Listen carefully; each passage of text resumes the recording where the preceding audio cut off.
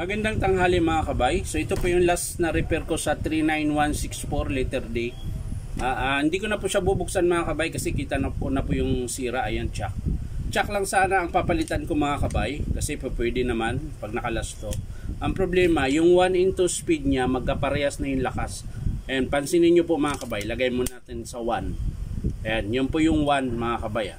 Hawakan ko to. Ayan. Lagay naman natin sa 2 mga kabay. Hindi na po siya nagbabago. Dapat pag naka 2, mas mabilis siya sa 1. Ayan. Silik natin sa 1. Ayan. 2. Ayan. Ayan.